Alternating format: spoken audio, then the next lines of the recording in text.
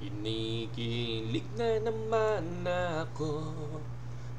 Okay, AGX, kamusta kayong lahat? At Bitcoin update 57,600 or 57,700.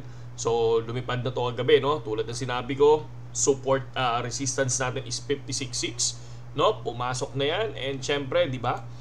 Kung makikita natin yung sa ating Facebook, no? So, mapapansin natin dito, syempre, ang ano ko talaga dito is 55. So, totally naman is okay naman yung activate yung long position.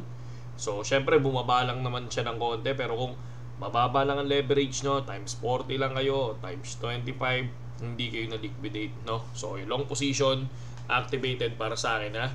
So, umokay naman yung long position na yan. If naka 25 times 25 times 30 lang kayo, hindi naman kayo susunog, no? Nung bumaba nung 54.1. So, ngayon, eto na tayo ngayon. 57,700, may next support, no? May next resistance is 58.5. Kung mapapansin natin, bakit 58.5, no? 58.5 kasi kung titingnan nyo, saktong-sakto yung area ng rejection. 1, 2. So, ito yun, 58.5. So, I think, ito yung isa sa pinaka hinihintay ko na resistance din. No, once na lumipad dyan, possible kunin ulit tong 60K. Okay? So, next support natin is 56,600, mga kapatid.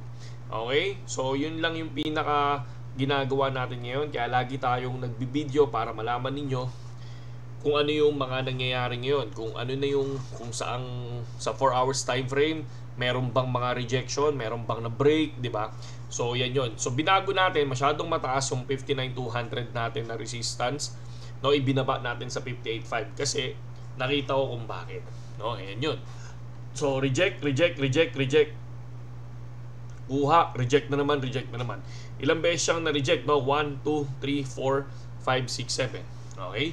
Sa mga wala pang BitGet, mga Lodi, pasok lang kayo dito sa BTC natin, mga idol. At ay sa link natin sa description. At sabay-sabay tayo mag-trade.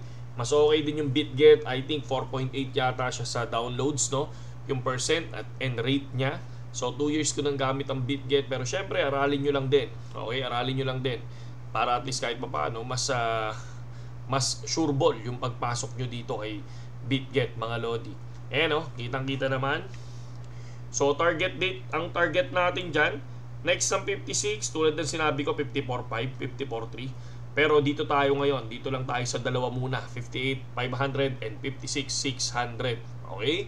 So, next, kung titingnan naman natin ngayon, nandito siya sa area na to. Bakit ko nasabi dito, no? Bakit gusto ko siyang umangat dyan sa area na yan? Kasi kung mapapansin natin, yung mismong 49,000 pesos is si 49,000. Mapansin lang natin, ha? Yan, si 49. Yan, oh. 49. Yan, yung area na yan, mga Lodi, di ba? So, dito tayo bumagsak ng tuluyan, eh. So, umangat ng ganito yan, oh. Tapos biglang bumaba. Nasaan ba yung isang pinakamataas nun? Meron dito, eh. Meron tayong isang pinakamataas. I think hindi siya sa, I think nasa 1 day siya. Eto, nasa 1 day nga. Yan, okay. So, eto yung pinaka-highest point niya nung nakaraan, no? Yan yung pinaka-highest point. Tapos, nagkaroon din siya ng drop, no? Sobrang drop hanggang dito sa area na to. So, from 49 to 38.5 or 37.5, no? Yung 37.5 na yan, dyan nag-start lumipad na. Okay? Dito naman, kung titignan nyo, 49 to 37, I think nasa 11, no? 11,000 USDT. So, from dito, from 72 to 54, masyadong malalim na to. Kaya kung titingnan natin yung rejection dito sa 1-day time frame, oh, reject siya dito sa 54.4, biglang bumalik ng 56,600. Eh, yung sinasabi ko na support natin.